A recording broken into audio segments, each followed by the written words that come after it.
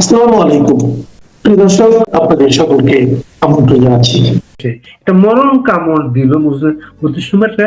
একটা খুব মানে সাধারণ একটা কর্মসূচি ছিল। 32 নম্বরকে যারা ভালোবাসেন তারা সেখানে ফুল দিতে গিয়েছিল, একটা ভাঙা বাড়ি, বিধ্বস্ত বাড়ি, সেখানে তো অন্যগুলো প্রোগ্রাম ছিল না, ফুলটা পর্যন্ত দিতে দিবে না তারা, এই একটা মেসেজ। আর হচ্ছে আমরা ছবিতে দেখলাম পুলিশ শিক্ষককে, ঢাকা বিশ্ববিদ্যালয়ের শিক্ষকের ঘাড় ধরে টেনে নিয়ে যাচ্ছে। শেখ ফরিদ, আপনি কিভাবে দেখেন বিষয়টাকে? ধন্যবাদ আপনাকে, সেই সাথে আপনার দর্শকদের অনেক অনেক শুভেচ্ছা। আমরা মুখে মুখেই বলে থাকি, আমরা ছোটবেলায় একটা কবিতা পড়তাম, বাদশাহ আলমগীর, শিক্ষকের মর্যাদা দেখতাম আর কি। শিক্ষকের মর্যাদা নিয়ে একটা কবিতা পড়াইতো, আমরা সেটা দেখতাম।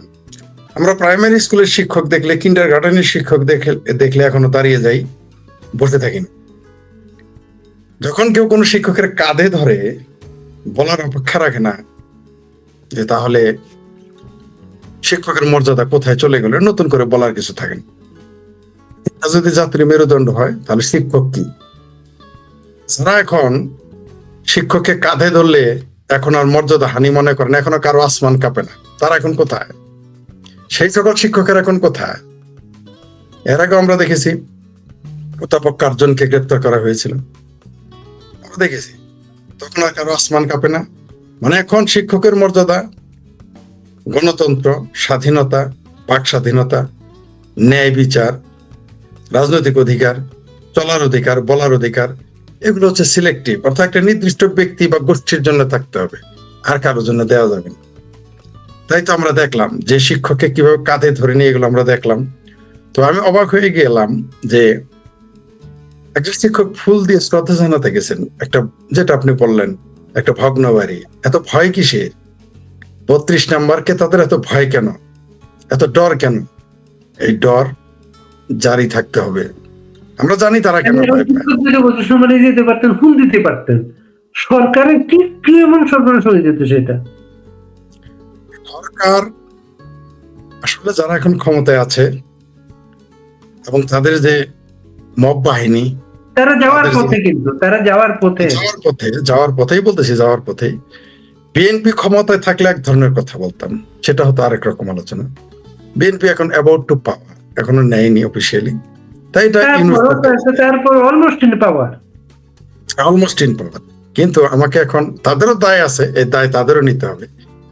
আমি ভাবতেছি যে ডক্টর ইউনূস এবং তার মব স্টারেরা, কারণ আজকাল তো আমার ভাবির ভাতিজা বলে রাগ করে, ভাবির ছেলে বলে রাগ করে, ভাবির পোলা বলেও রাগ করে, এদের আবার মব স্টার বললে এদের নিজেদের খুব প্রাউড ফিল করে তারা।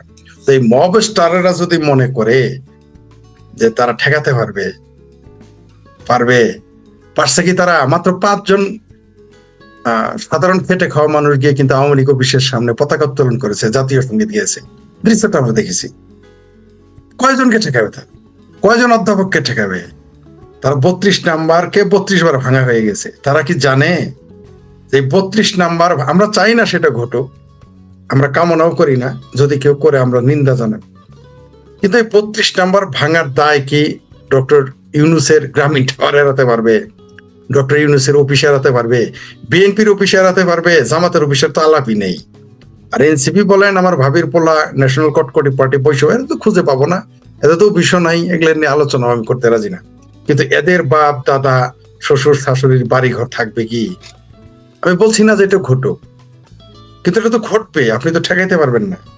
কারণ একটি মারলে আপনাকে তো পাটকেল খেতে হবে।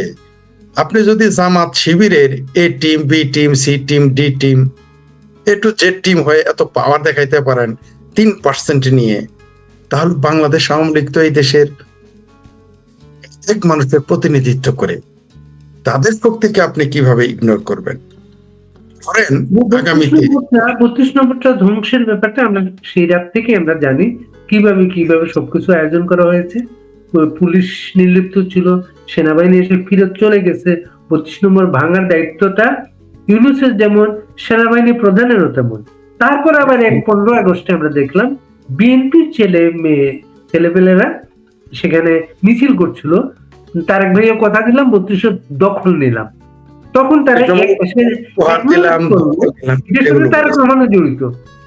নিঃসন্দেহে এর দায় তারাও এড়িয়ে যেতে পারে না। আপনি 32 নম্বর ধানমন্ডি ভেঙে ফেলার দায় বিএনপি এড়িয়ে যেতে পারবেন না, তারেক রহমানও এড়িয়ে যেতে পারবেন না, কোনো সন্দেহ নাই। এড়িয়ে যাওয়ার সুযোগ নাই। সেনা প্রধান তো নিজে এটা ঘটিয়েছে, তিনি সেটা সুযোগ করে দিয়েছেন। আমাদের যত হিসাবই যে যাই বলুক, আমরা জানি এটা সেনাবাহিনী ঘটিয়েছে। কারণ যে সেনাবাহিনী জামাত বলে যে তাদের জুতা পায়ে ধরে পড়ে থাকে, আমরা তো বুঝতেই পারি যে এটা তারাই ঘটিয়েছে। তা নাহলে স্পর্ধা কিভাবে পায়? তারা কারণ জামাত আবার এই সেনাবাহিনী তো তারা কোনো মেরুদণ্ড ভেঙেছে। এই জন্যই তো বলি, বারবার বলি যে মোল্লা আর মিলিটারি আওয়ামী লীগের তো বন্ধু নয়, মুক্তিযুদ্ধের তো পক্ষে নয়, বিএনপিরও তারা বন্ধু না। যদিও বিএনপি সেনা ছাউনি থেকে সৃষ্ট একটি দল, কিন্তু এই দলের জন্য মোল্লা আর মিলিটারি কখনোই ভালো হতে পারে না। এই মোল্লারা যেভাবে পরগাছা হিসেবে, বিএনপি যদি একটি বড়ই গাছ হয়ে থাকে, অনেক বড় বড়ই গাছ, সেই বড়ই গাছে পরগাছা হিসেবে ছেয়ে ফেলেছিল এই মৌলবাদীরা, এই মোল্লারা আজকে বিএনপি কে তুলোধনা করতেছে। আওয়ামী লীগকে তারা হটিয়েছে বিএনপির কাঁধে চড়ে, এখন তারা বিএনপি কে মোটামুটি সবল মারতেছে। আপনি তো শুনেছেন, আমার ভাবির পোলা বলেছে বিএনপি কে নিশ্চিহ্ন করে দিবে, সাদিক কায়েম বলেছে এক কথা, সার্জিস মলম বলেছে আরেক কথা, ওই ব্যারিস্টার ফোয়াদ নাকি কি টাকলা ফোয়াদ একটা আছে, সে বলে আরেক কথা। মানে বিএনপি কেও যা ইচ্ছা তাই বলতেছে। এটা বিএনপি কে বুঝতে হবে যে মৌলবাদী গোষ্ঠী, যদি বিএনপি গণতান্ত্রিক রাজনীতি করতে চায় তাহলে তাকে মিলিটারির খপ্পর থেকে বেরিয়ে আসতে হবে, মোল্লাদের খপ্পর থেকে বেরিয়ে আসতে হবে। আর আওয়ামী লীগ বেরিয়ে আসবে কিনা, আওয়ামী লীগ 2024-এর 5ই আগস্টে শিক্ষা পেয়েছে, এরপরে যদি শিক্ষা না হয় সেটা আওয়ামী লীগের আজকে যে পুলিশ অফিসার শিক্ষকের ঘাড় ধরে নিয়ে যাচ্ছে, ছবিতে তাদের চেহারাগুলো থাকলো, এদের তো চেহারাগুলো থাকলো, প্লাস এরা কি আপকামিং বিএনপি কে কোনো মেসেজ দিতে চাচ্ছে, আপনারা 32 নম্বর ভেঙেছিলেন, আমরা এর সঙ্গে আছি, এর জন্য এখানে ফুল দিতে দিব না। এটা একটা মেসেজ দিল যে নিঃসন্দেহে যারা 32 নম্বরে ফুল দিতে গেলে বাধা দেয়, তারা কারা, তাদের মগজে কি কাজ করে, তাদের লক্ষ্য কি, উদ্দেশ্য কি, বুঝতে তোর বাকি থাকে না। আজকে যদি এইভাবে কোনো মৌলবীরা কাঁধে ধরে ঘাটটা ধুকে টিটা ধরতো, তাহলে কিন্তু প্রত্যেক মসজিদে খুতবা দেওয়া শুরু হয়ে যেত জুম্মার নামাজ আসার আগেই। কিন্তু ঢাকা বিশ্ববিদ্যালয়ের, মানে আমাদের দুঃখ যে ঢাকা বিশ্ববিদ্যালয়ের শিক্ষকেরা এত বেহায়া হয়ে গেছে। এখন সেই বুদ্ধিজীবীরা কোথায়? এখন শিক্ষক কি নেটওয়ার্ক নাকি সেটা কোথায়? এগুলো আমরা বললে আবার বেশি হয়ে যাবে একটু। কই এই শিক্ষককে কাঁধে ধরার জন্য তোমার প্রতিবাদ করতে শুনলাম না। সাথে সাথে তো শিক্ষকরা নেমে যাওয়ার কথা, যেটা আগে তারা করতেন, এখন নামে না কেন? বোঝা গেল তালমেকুস কালাহায়। অর্থাৎ যদি স্বাধীনতার পক্ষের মানুষের কাঁধে ধরে, ঘাড়ে ধরে পেটায়, তাদের বাড়ি ঘর ভাঙে, কোনো সমস্যা নাই। আলবদর রাজাকার আল শামস চিঙ্কুবামদের বাড়ি ঘরে গেলেই কেবল গণতন্ত্র খতরেমে। দেখা যাক এই যে নয়া গণতন্ত্র, নয়া বন্দোবস্ত যে আওয়ামী লীগকে শিখাই দিলেন আপনারা মানে যারা স্বাধীনতা বিরোধী ইউনুস গ্যাং, বিএনপি, জামাত, তাদের বলতেছে, এই যে আপনারা আওয়ামী লীগকে শিখিয়ে দিলেন, আওয়ামী লীগ তো এগুলোই অ্যাপ্লাই করবে আপনাদের। আপনারা তো আওয়ামী লীগের উপকার করে দিতেছেন। আওয়ামী লীগ এগুলো কোনোদিন স্বপ্নও ভাবে নাই যে গ্রামীণ টাওয়ার ভাঙতে হবে, জামাতের বাড়ি ঘর ভাঙতে হবে, কবরে গিয়ে পেশাব করতে হবে, কবর ভাঙতে হবে, এগুলো তো আওয়ামী লীগ জানতো না। তারপরে মব ভায়োলেন্স করতে হবে, এগুলো ছাত্রলীগ জানতো না। বরং আপনারা এগুলো শিখিয়ে দিয়েছেন, ছাত্রলীগের উপকার করে দিয়েছেন। এবং কি সুন্দর, আবার ঠাডা বড় মিথ্যা কথা। ইদানিং আজকে আবার দেখলাম আমাদের হরিকোটায় যিনি তথ্য উপদেষ্টা হয়েছেন, আগে নাকি পরিবেশে ছিলেন, তথ্য পরিবেশ নাকি কি যেন উপদেষ্টা, ফেজওয়ানা নাম, আলবদরের কন্যা, তিনি বলেছেন যে কোন সাংবাদিক তাদের 17 মাসে তাদের আমলে নির্যাতিত হয় নাই। এই কথা শুনলে তো পুরান ঢাকার ঘোড়ায়ও হাসবে। এতটুকু বোধ তার এখনো হয়নি। তিনি নাকি আবার নৃতত্ত্বতে অত্যন্ত একটা চমৎকার একটা সাবজেক্টে তিনি পড়ালেখা করেছেন বলে শুনেছি। কিভাবে বলতে পারে যে সাংবাদিক জ্বলজ্যান্ত মানুষ দেখছে, দেশের মানুষকে এত বোকা মনে করে তারা? আসলে মানে আমার মনে হয় কি জানেন, আগে আমার একটা ধারণা ছিল এরা এসে রাজনীতিবিদদের প্রতি আমার আগে এত শ্রদ্ধাবোধ ছিল না। সত্যি বলতেছি, রাজনীতিবিদদের আমি ঘৃণা করতাম অনেকটা, সব না অনেকটা। যে ঘৃণাটুকু করতাম এই তথাকথিত আদম ব্যাপারে এনজিও গ্রাম সরকার আসার পরে আমার সেই রাজনীতিবিদদের প্রতি যে একটা ঘৃণা ছিল সেটা অনেকাংশে কমে গেছে। আমার আগে ধারণা ছিল বাটপার, মিথ্যুক, ধোকাবাজ, লুটেরা, দুর্নীতিবাজ, দেশ বিক্রিকারী, গাদ্দারি করে এরা শুধু রাজনীতিবিদেরাই। এটা জানতাম না যারা ওই চেয়ারটাই এরকম, ওইখানে গেলে সবচেয়ে ভালো লোকটাও গাছে ওইটা পেশাব করে। তারপর মানে এই রেজওয়ানা মানে কিরকম ঠাড়া পড়া মিথ্যা কথা বলতে পারে, এটা রেজওয়ানাকে না দেখলে আপনি শিখতে পারবেন না, জানতেও পারবেন না যে কি সুন্দর করে মিথ্যা কথা বলে। আপনি আসিফ স্যারকে না দেখলে, বদটাকে না দেখলে আপনি বুঝতেই পারবেন না যে ওই কুর্সিতে গেলে, ক্ষমতার কুর্সিতে গেলে কিভাবে মানুষ ঠাটা পড়া মিথ্যা কথা বলে। যেমন সে একবার বলতেছে ক্রিকেট তো আমরা নিষিদ্ধ করিনি, ক্রিকেট বোর্ড করেছে, আরেকবার বলছে সরকার করেছে। রেজওয়ানা কত বড় মিথ্যা কথা, ডাঙা মিথ্যা কথা, যে কোনো সাংবাদিক গ্রেপ্তার হয় নাই, নির্যাতন মত প্রকাশে কোনো বাধা দেওয়া হয়নি, প্রকাশের কোনো বাধা নাই, মত প্রকাশের কোনো বাধা। দখল হয়ে গেছে মিডিয়া অফিস গুলা, তারপরে দখল হয়ে গেছে। তারপরে আগুন জ্বালাই দিতেছে পত্রিকা অফিসে। তারপর আপনার যেখানে সেই সম্পাদকেরা বলছে দেখেন সাংবাদিকতা তো দূরের কথা, জীবনেরই তো নিরাপত্তা নাই। আবার আরেকটা আছে মানে বড় মেয়েতে বড় মেয়ে, ছোট মেয়ে, সুবহানাল্লাহ, ডাস্টবিন শফিক নাকি কি যেন নাম, কেরানির বাচ্চা কেরানি, সে যে মিথ্যা কথা বলে, বাপ পারে বাবা। গোয়ে বলছে যদি আজকে জন্ম নিত তাহলে গোয়ে বলস তার কাছে। আপনার ইয়েটা মনে আছে মনে হয় আপনার ওই যে ইরাকের সাদ্দাম হোসেনের তথ্যমন্ত্রী ছিল, পালাচ্ছে বাগদাদ থেকে সবাই পালাচ্ছে, তখন সে বলতেছিল তারা দখল করতেছে, আমেরিকা এত সৈন্য মারছে, এই করছে, তখনও বলে যাচ্ছে তারেক আজিজ না, তারেক আজিজ ছিল উপপ্রধানমন্ত্রী সামথিং, কি একটা নাম ছিল, তথ্যমন্ত্রী ছিল। না না, এটা পাকিস্তানিরা তো করতো। 71 সালে যখন ওরা পরাজিত হচ্ছে তখনও বলতেছে যে তারা ভারত দখল করতেছে, এটা তারা বলতো। 65-তে যখন তারা হারে তারপরে তারা গল্প করতেই থাকতো, এটা এটা তারা করছে। তবে ওই যে বললাম আপনাকে, এই বদমাইশ গুলো না দেখলে আমি মানে এদের দিকে যত তাকাই, যতই আমি আসিফ স্যারের দিকে তাকাই, যতই আমি আদম ব্যাপারী ইউনূসের দিকে তাকাই, যতই আমি গিদর ফারুকের দিকে তাকাই, তিশার ভাতারের দিকে তাকাই, যতই আমি রেজওয়ানার দিকে তাকাই, যতই আমি চিঙ্কু বামের বউ চিঙ্কু বাম, ঠিক আছে, গার্লফ্রেন্ড কাম বউ বিবি সাহেব ফরিদ আক্তারের দিকে তাকাই, ততই আমার মনে হয় রাজনীতিবিদেরা ভালো, ততই আমার মনে হয় গমসর চেয়ারম্যান মানুষ দেখলো এদের থেকে রাজনীতিবিদরা অনেক ভালো, এত বড়। শোনেন, একজন চেয়ারম্যান গম চুরি করে, সে কিন্তু আইসে বলে না, সে কিন্তু আইসে এরকম সিনা বড় করে কথা বলে না, সে চুপ থাকে। চোরও কিন্তু এরকম হয় না। কিন্তু আমরা এই আসিফ সারফাই গ্যাংদের দেখলাম। আপনি দেখেন 17 বছরে একজন প্রধানমন্ত্রীর পিএস নাকি পিএস 400 কোটি টাকা দুর্নীতি করেছে। আর আমরা এখন কি দেখলাম, এই ভাবির বললাম যারা 17 মাস না তো, এখন তো 17 মাস, তখন তো 5-6 মাস হয়েছিল বা 7-8 মাস। 7-8 মাসে আমার ভাবির পোলা যারা থাকতো শিবিরের মেসে, চলতো লোকাল বাসে, তাদের পিএস 150, 200, 400 কোটি টাকা দুর্নীতি করে। আর একটা ছিল তানবীর নাকি ফানবীর নাম, বৈষম্য বিরোধী নাকি এনসিপির নেতা, 4th আসমান থেকে মনে হয় ঈসা আলাইহিস সালামের থেকে কেবলই পড়লো, মনে হয় যে কেবলই নামলো 4th আসমান থেকে, ফেরেশতা পাগড়ি মাগড়ি লাগাই নিয়ে আসছে। তারও 400 কোটি টাকা দুর্নীতি বইয়ের ব্যাপারে, বই ছাপার ব্যাপারে। তো আমরা বুঝতে পারলাম যে আসলে আমরা যে রাজনীতিবিদদের ঘৃণা করি, চেয়ারম্যান মেম্বারদের গালি দেই, মেয়রদের দুর্নীতিবাজ, এদের চাইতে এই সমস্ত এই এনজিও গ্রাম সরকারের উপদেষ্টাদের চাইতে রাজনীতিবিদরা অনেক ভালো। তাদের মিনিমাম দায় আছে, তাদের কাছে মানুষ যায়, তারা 10 জন লোকের ক্ষতি করলে অন্তত 5 জনের উপকার করে। অন্তত দেশ বেচার চিন্তা, এরা দেশও বেঁচে ফেলে। আর ঠাড়া পড়া মিথ্যা কথা, এত মিথ্যা কথা শয়তানও বলতে পারবে না, যদি শয়তান থাকে। মানে আমরা একটা রূপক হিসেবে ধরলাম আর কি। জি, শপথ নিয়ে আপনি কি শুনছেন? শপথে দক্ষিণ প্লাজায় শপথ হবে, মানে বঙ্গভবনকে অ্যাভয়েড করা, রাষ্ট্রপতিকে অ্যাভয়েড করা। এটা একটা কৌশল যে আওয়ামী লীগের রাষ্ট্রপতিকে নিয়ে আসবে। এখন আমরা তো সারা জীবন দেখলাম বিচারপতি সংসদ ভবনই হয় শপথটা, সাধারণত সংসদ ভবনে এমপিদের সংসদ ভবন।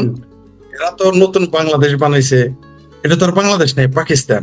তো এটা বাংলাদেশের সংসদ, তারা যাইতে হয়তো লজ্জা পাইতেছে, তাই হয়তো যাবে না।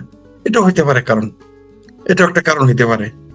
তারপর আপনার মানে এরা তো বললাম না আপনাকে যে বাংলাদেশের নির্বাচনী সার্কাস সহ আরো কত সার্কাস আমরা দেখবো, আমরা এগুলো দেখতেছি, আরো দেখবো, আরো কত কিছু দেখবো, আমরা অনেক কিছু দেখবো। তো আপনি দেখেন না যে অলরেডি আগে শোনা গিয়েছিল নরেন্দ্র মোদী সহ 13টা দেশের সরকার প্রধানকে দাওয়াত দেওয়া হচ্ছে, নরেন্দ্র মোদী আসবেন না এটা যখন জানা গেল, তখন আবার রেজওয়ানা বললেন সার্কভুক্ত দেশগুলোর পররাষ্ট্র মন্ত্রীদের দাওয়াত দেওয়া হয়েছে। ভারতের পররাষ্ট্রমন্ত্রী আসবেন না, কারণ ভারতে একটা বড় কনফারেন্স চলতেছে। এখন ভারতের পররাষ্ট্র সচিব আসবেন, স্পিকার আসবেন, এটা শোনা যাচ্ছে। সেটা এর মাঝে আবার আপনার বাবির পোলে একজন আসিফ মোহাম্মদ সজীব ভুইয়া, তিনি বলেছেন যে আসবেন না, নরেন্দ্র আসবেন না। তখন আওয়াজ দিয়েছেন গুজরাটের কথাই নরেন্দ্র মোদী যদি আসে তাহলে তারা শপথ অনুষ্ঠান বর্জন করবেন। করলে কি না করলে কি, এরা নরেন্দ্র মোদী গুজরাটের কসাই, তাদের ভাষা যদি ধরে নিলাম সে গুজরাটের কসাই, তো বেলুস কসাইদের কেমনে বাংলাদেশে আনে? 71 সালে আমাদের বাংলাদেশদের যে 30 লাখ মারলো তাদের কেমনে আনে? আমি এটা তো বুঝি না। তাদের রাগটা আসলে কোথায়, তাদের গুষ্ঠাটা কোথায়? নরেন্দ্র মোদী আমরা যেভাবেই দেখি না কেন ভারতের সমকালীন ইতিহাসে সবচেয়ে জনপ্রিয় প্রধানমন্ত্রী, ভোটে বারবার জিতেছেন এবং আন্তর্জাতিক ভাবে এত গ্রহণযোগ্যতা, মানে এটা অবিশ্বাস্য। বহুদিন কংগ্রেসের মতো একটা প্রাচীন সংগঠন পারিবারিক উত্তরাধিকার সমস্ত কিছুকে উড়িয়ে দিয়ে এমন একটা মানুষ যার কোনো পরিবার নাই, কোনো কিছু নাই, সে মানুষটা সবচেয়ে জনপ্রিয়। ভীষণ জনপ্রিয় এবং আন্তর্জাতিক ভাবে তার যে গ্রহণযোগ্যতা, ভারতের ইতিহাসে এই দক্ষিণ এশিয়াতে এরকম প্রেসিডেন্ট কোনোদিন দেখা যায় যে উচ্চতায় নিয়ে গেছে অর্থনৈতিক ভাবে, না ভাবে শুধু অর্থনৈতিক না, ভারতের মর্যাদা শুধু অর্থনৈতিক ভাবে কিন্তু নিয়ে গেলে মর্যাদা পায় না, কিন্তু এরা কিন্তু আপনি দেখেন ভারতকে কোথায় নিয়ে গেছে নরেন্দ্র মোদী। এই সমস্ত আমার ভাবির পোলারা কি বুঝবে? এরা সুখ করে 8 দিন আসে জুম্মায়, এদের কাজ তো, এরা হলো পাকিস্তানের ISI এর তেলা পোকা কীট পতঙ্গ, একটু লাফালাফি করে এগুলো গালি দেবে। নরেন্দ্র মোদী যে যেমন বাংলাদেশের লোকজন যে দেশে যে আওয়ামী লীগ বিএনপি করে সেটা ভারতীয় এটা করে না, ভারতের বাইরে বা কোনো ইয়ার করে না সেটা।